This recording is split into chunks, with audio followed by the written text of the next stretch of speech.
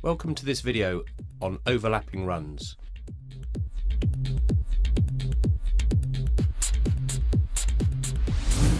We're going to examine how active AI has an impact across the whole pitch and affects all situations.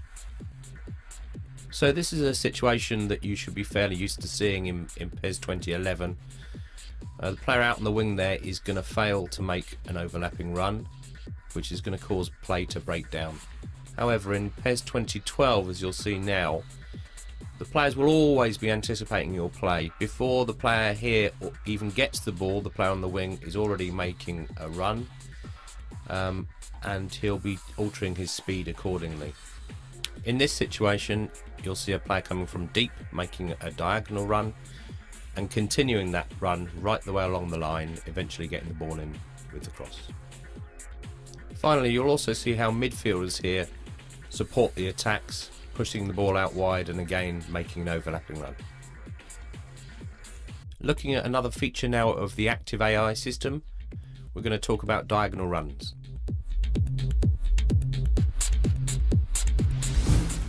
Okay, in PES 2011 we often saw this situation: a player running along the wing, failing to find the space, making a straight run and ending up in a group of players.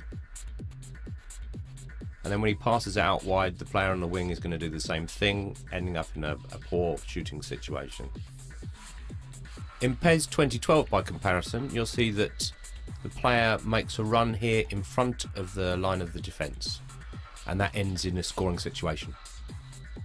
Here you'll see a player making a really interesting darting run between two players, again resulting with a goal.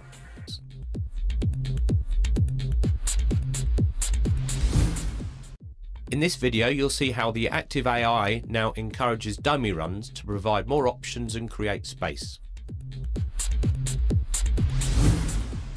Dummy runs aren't going to be made all the time, it will depend on the situation and the player's abilities. Here you'll see a player up front dragging a defender out of the way. The player behind him now has space to move into, and he gets the shot off.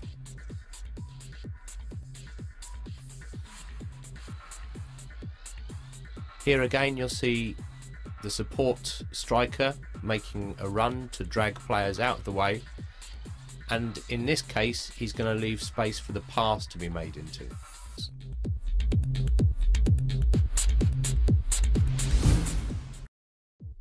In this video we're going to take a look at how the active AI affects all situations and how that extends into defending. In PES 2011 you'll see here when we stop the video that the formation of teams at times could be really haphazard. You'll see here that the space in between the defensive line and the midfield line is far too big, allowing the player to drift into the space and get a shot off. In PES 2012 we're going to pause the action here, and you should be able to see that the communication between the defensive and the midfield lines is much better. So the team generally tries to hold its shape much better, and it results in less player bunching. We've already seen how the active AI affects formations and defending. Now we're going to take a closer look at how the active AI affects individual decisions. So at the top of the screen here, circled in yellow, you'll see one player marking his man there. But then he'll spot that in midfield the danger has changed, so he'll come towards the ball, and the man at right back will now fill in for his position. In the centre of the pitch here you'll see the defensive midfielder holding up play, and then further back you'll see other players are continuing to mark the dangers, which is cutting out the possibilities. These decisions are being made right the way across the pitch all of the time, and it counteracts the new attacking possibilities that we've added into the game, so that the balance is just right. Turning our attention now to a brand new system which is called off the ball control.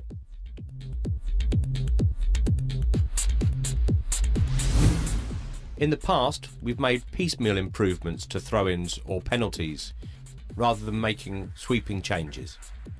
In this situation you'll see the throw-ins that are affected, but it also affects every dead ball situation that you're in. It encourages you to pick a man and try and make space. Here we're going to move on to a regular free kick. Now the player's going to switch control away from the kicker using the right stick and cycle to a player he feels is in a good position. He's going to make space, and then we see the header on goal. Moving on to goal kicks here, you'll see again the system affects the situation. My right stick changes the player that you're controlling, and then you're calling for the ball either along the ground using the X button or in the air using the circle button.